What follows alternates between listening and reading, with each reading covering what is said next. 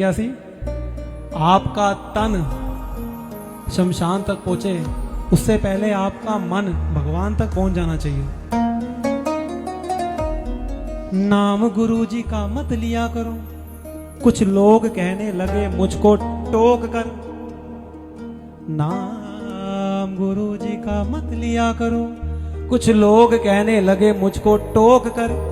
मैंने कहा गुरु मेरी सांसों में है बसा, मैं किस तरह बात करूं सांस रोक कर। रोम रोम विच तू है मेरे,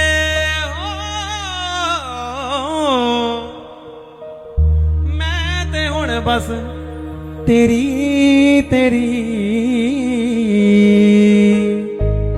मेरे गुरु जी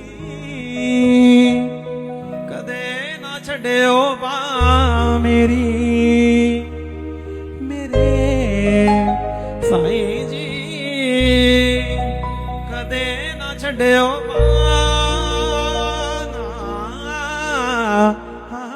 मेरी। एक बड़ी प्यारी लाइन है। शीशा टूटे गुल बन जाए, दिल टूटे आवाज ना आए। सांप डसे तो दोस्त बचाए, दोस्त डसे तो कौन बचाए। अपनों से तो गैर ही अच्छे, घर का भेदी लंका